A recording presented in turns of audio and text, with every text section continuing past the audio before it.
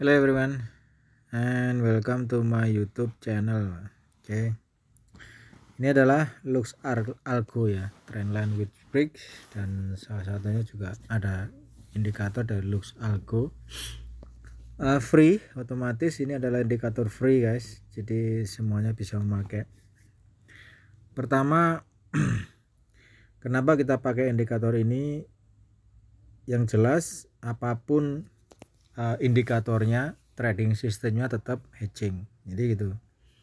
Jadi apapun indikatornya, untuk trading sistemnya tetap hedging. Jadi saya masih favorit dari dulu sampai sekarang, masih favorit untuk hedging ini. Kenapa? Karena harga kan tidak selalu naik terus ya, seperti ini naik, pasti akan ada penurunan kayak gini ya.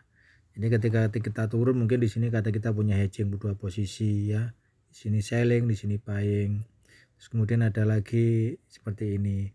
Ketika ada satu momentum untuk harga turun, setidaknya kita bisa menutup salah satu harga itu, salah santai. Paling tidak ketika kita lakukan opsi misalnya gini harganya, kemudian kita ada selling ya, expected selling di atas. Yang ketika turun, paling tidak ini profitnya ini bisa untuk menutup dua kerugian ini. Jadi sini profitnya, nah di sini dia turun, ini dia bisa nutup untuk kerugian yang ada di harga ini. Ini memang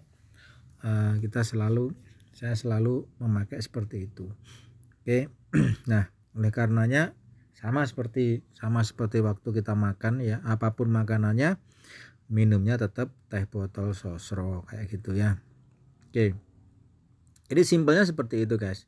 Yang jelas dari indikator itu, karena kita maksimal hanya bisa memakai 2 indikator di TradingView, makanya kita harus memaksimalkan apapun jenisnya. Ini ya, apapun jenisnya. Sementara memang yang terbaik yang saya pakai adalah swing arm ya. Sementara itu kenapa? Karena ada range yang bisa dipakai untuk agak lama. Tapi swing arm itu memang bagus untuk kita pakai di M5 ya, M5 ke atas lah ya. Itu cukup saya kira cukup powerful sekali, cukup powerful lah kata saya gitu. Nah, oke. Nah, ini trendline ini kenapa kok kita pakai trendline itu? Memang saya sedikit penasaran ya. Ada satu trader di US itu, dia memakai spesialis trendline ya gitu. Dia memakai spesialis trendline, hasilnya juga cukup lumayan bagus gitu. Jadi sama seperti kita di sini, harus pertama memang harus mengetahui trennya di mana kayak gitu ya. Kayak gini ya, ini ada di atas, maka trennya adalah lagi sell, maka kita bisa sell ketika dia break seperti ini, kita bisa selling. Kemudian ketika harga naik seperti ini, maka kita buy, kan ini naik ya, maka kita buy ketika ada break seperti ini. Itu jadi simpelnya seperti itu. Oke, ini kita pakai trendline, simpelnya seperti itu. Memang tidak bisa mendapat harga pucuk atau harga lembah, tapi setidaknya ketika kita open posisi, harga itu akan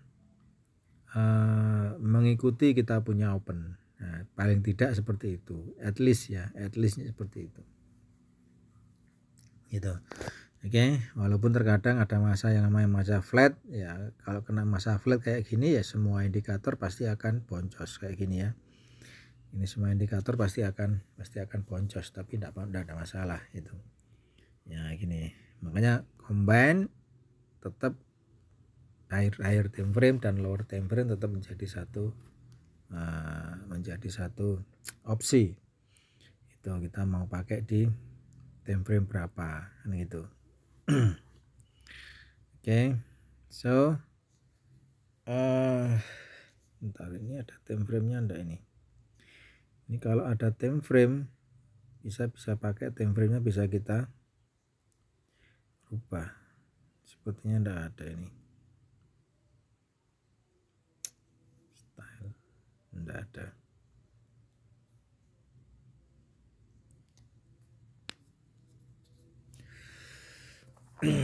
Oke.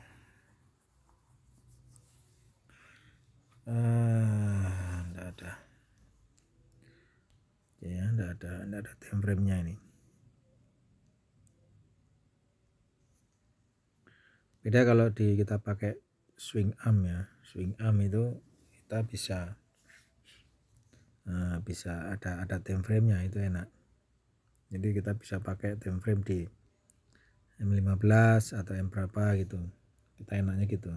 Coba ini kita super trend ya, super trend AI kita pakai. Ini bisa pakai super indikatornya swing arm ya. Ini beberapa indikator yang favorit ya. Nah, kayak gini. Kita tinggal merubah aja settingnya di input. Ini kita berubah modify atau unmodify bebas. Saya lebih suka yang lebih smooth ya. Jadi pakai 200 dan 6. Saya biasa pakai settingnya seperti itu.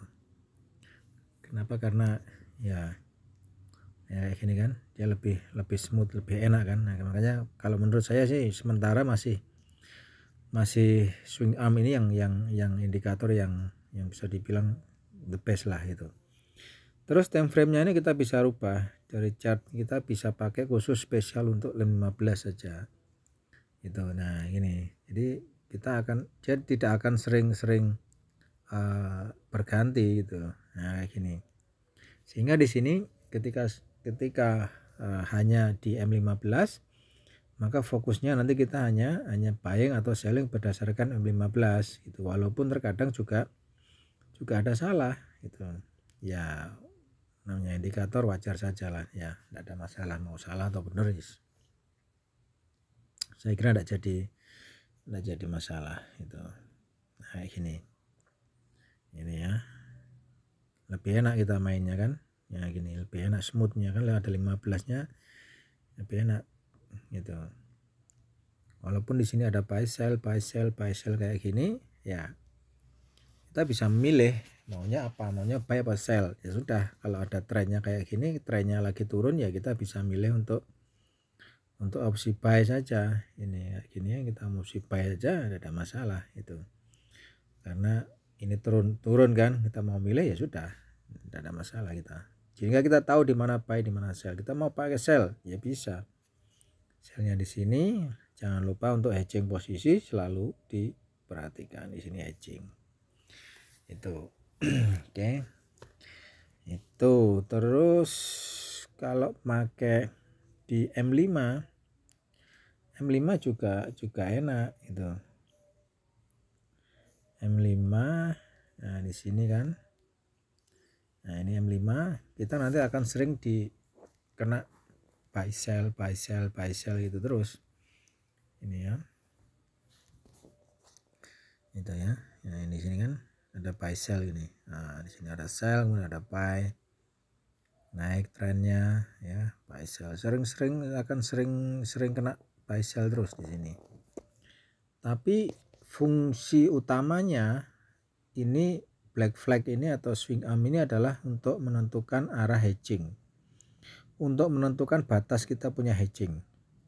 itu fungsi sebenarnya black flag atau swing arm ini saya pakai untuk menentukan arah hedging, untuk menentukan batas hedging saja. Kenapa? Saya misal di sini sell ya, saya sell di sini. Ketika ada black flag ini saya enak makanya. Nah, di sini adalah opsi untuk saya punya hedging di atas black flag. Walaupun kita M5 ya, gold di 120 poin tidak ada masalah itu. Jadi fungsinya untuk itu. Kalau kita mau open berdasarkan tren ya. Itu. Kalaupun tidak mau berdasarkan tren, misal di sini kita nge-buy ya kan. Karena ada sinyal buy, ya paling tidak kita bisa berdasarkan ini buy ini bawah ini. Nah, ini hedging di sini, hedging 10 poin ya kan. Itu. Jadi ada batasnya, ada batas atas maupun atas bawah atau batas bawah itu. Kayak gini kan sell ya. Ini selling, ini pakai ini selling di sini. Di di atas ini adalah hedging posisi atau di atas ini hedging posisi. Itu kita hapus dulu.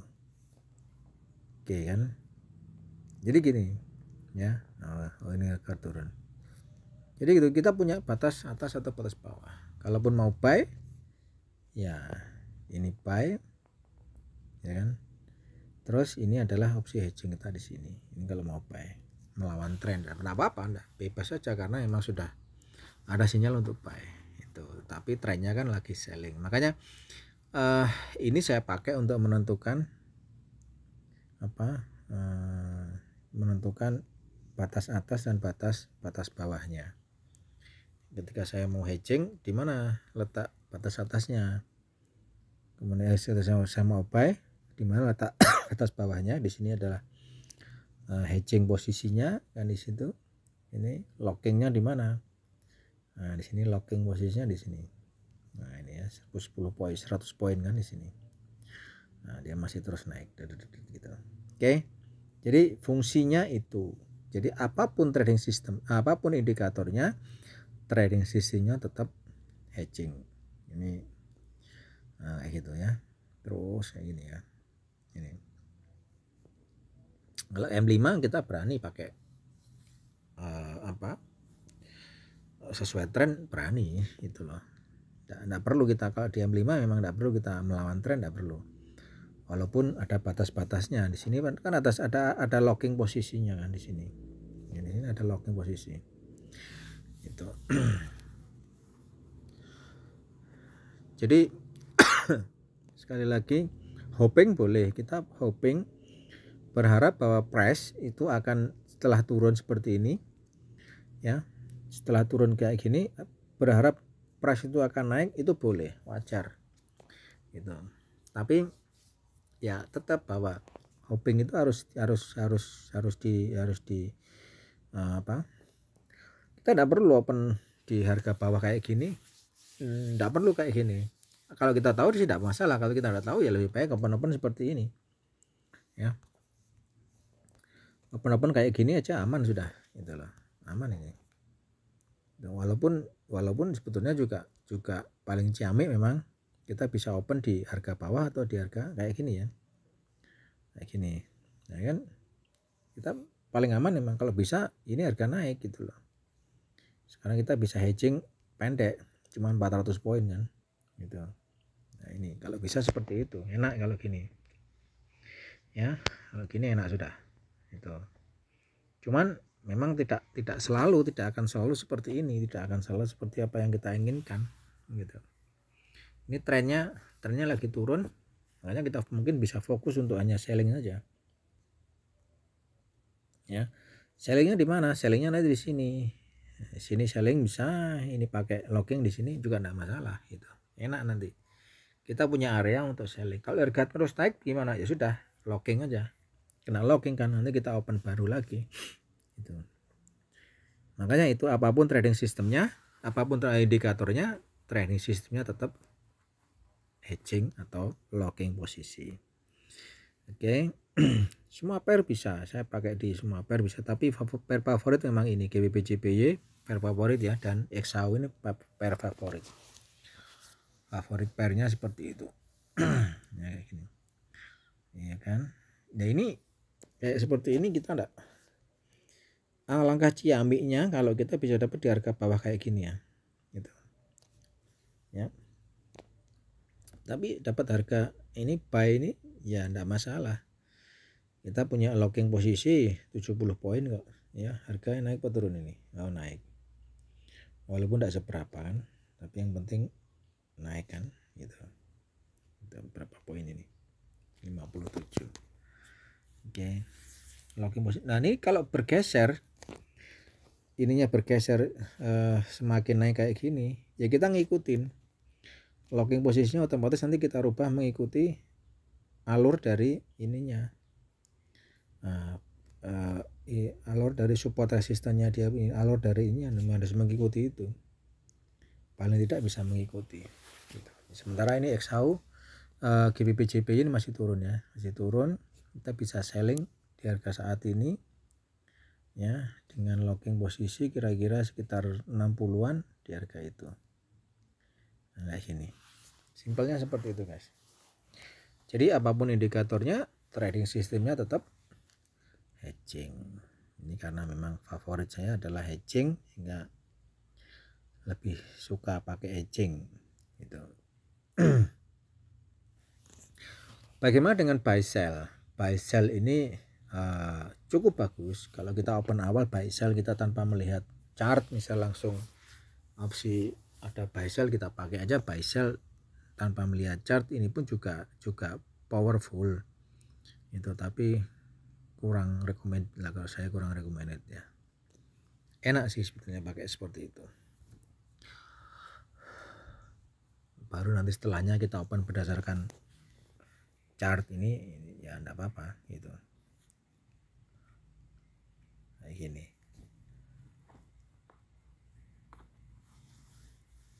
Jadi jangan khawatir untuk salah, karena ada area-area yang bisa kita pakai untuk locking posisi kalau kita salah. Kayak gini, kita buy ya, nggak usah khawatir salah melawan tren. Ini locking posisi di sini bawah ini sudah ya, walaupun nantinya harga naik, tapi kan cuman berapa poin ya, 30-an, lumayan lah locking posisi di sini, apalagi pakai 5 menit kan ini itu.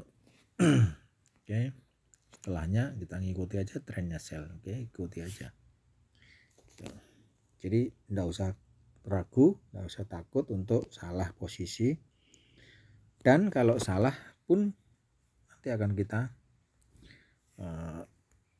cari cara bagaimana untuk bisa menutup kalau kita punya kerugian gitu. Oke guys, itu semoga bisa membantu. Yang jelas apapun indikatornya, trading sistemnya tetap hedging posisi ya, pakai 3 menit nggak apa-apa ya. Ini tadi pakai berapa ini, 5 menit. Oke, sama ya, ini tetap pakai 5 menit. Di 3 menit ini kita pakai untuk harga bisa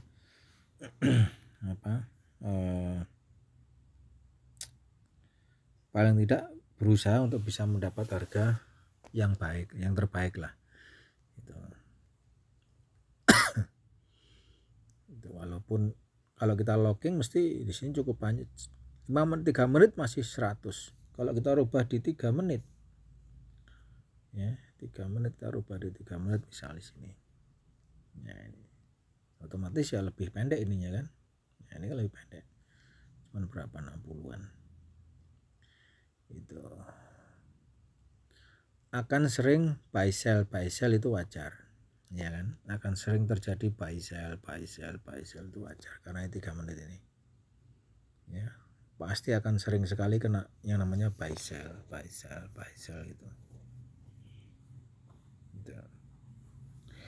Karena kita pakai di 3 menit, tetapi range-nya pendek itu. Nah, nama buy di sini ini tidak ada indikator buy ya, tidak ada sinyal buy. Bentar. Selling ya, selling di sini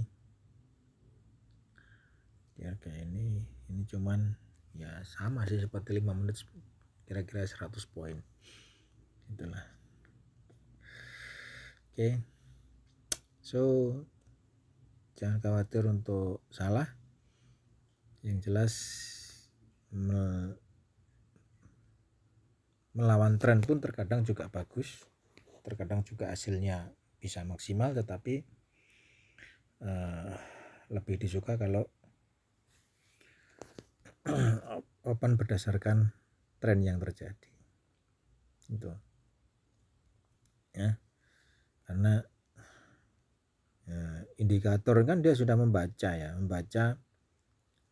arah ya, dia sudah membaca berdasarkan analogi algoritma yang dia punya, sehingga di sini kita bisa pakai untuk menentukan arahnya, bisa dipakai untuk sebagai patokan. Itu ini kita pakai 100 ya boleh saja. Nah ini kan lebih apa ya, ini lebih